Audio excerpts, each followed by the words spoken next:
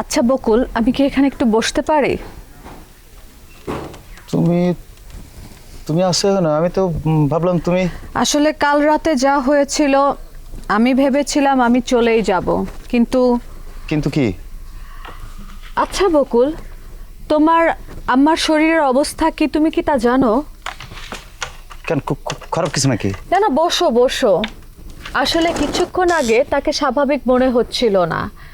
আমার সাথে থাকা বিপি মেশিন দিয়ে তার প্রেশারটা আমি মাপি, তখন দেখলাম 180/140। সুগার কত তুমি জানো? না মানে খুব খারাপ অবস্থা নাকি? পুরো নীল হয়ে গেছে। আল্লাহ, কি কও? তারপর আমি তাকে তাড়াতাড়ি করে মিষ্টি খাওয়াই, এখন ঘুমিয়ে আছে। আমার মনে হয় ওনার একটু অবজারভেশন দরকার। আসলে কি বলে যে তোমার ধন্যবাদ দেবো এটাই বুঝতেছি না। সেইটা জানানোর আসলে কোনো প্রয়োজন নাই। আমার মনে হচ্ছে আন্টির শরীরের ইলেকট্রোলাইট ইনব্যালেন্স হয়ে গেছে। এটা আবার কি জিনিস? সেটা হচ্ছে আমাদের শরীরে লবণ টবণ অনেক কিছু থাকে, আর সেইটা যখন কম বেশি হয়ে যায় তখন শরীরের ইনব্যালেন্স হয়ে যায়। আর আমার মনে হচ্ছে আন্টির শরীরের সোডিয়ামের অভাব হয়েছে। তা, এখন কি আমার কি হসপিটাল নেওয়া লাগবো? আপাতত সে আমার হসপিটালে থাকলেই হবে। তোমার হসপিটাল? আচ্ছা বকুল, তুমি কি জানো আমি একজন মেডিকেল অ্যাসিস্ট্যান্ট? হ্যাঁ, এটা জানতাম, কিন্তু তুমি আরে বাহ বাহ বাহ, দারুণ দৃশ্য, চমৎকার, ওয়াও ফ্যান্টাস্টিক।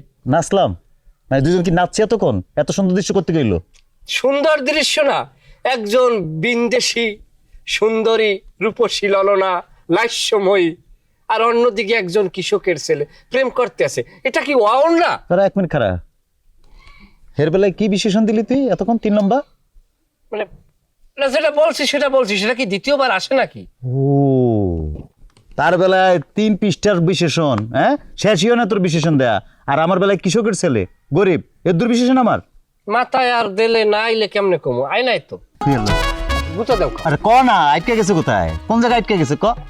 বাহ বাহ বাহ বাহ, মুখ বোঝেন, এত সুন্দর, এত চমৎকার।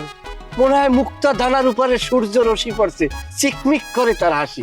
এত সুন্দর হাসতে পারেন তা আমার আগে জানা ছিল না। তুই যাবি এখান থেকে এখন? কথাই তো শুরু করতে পারলাম না, তো যাবো কমে। তো কথা শুরু কর, ক। ম্যাডাম, কি একটু যাওয়া যায় বাড়ির দিকে? পার্সোনাল কথা ছিল।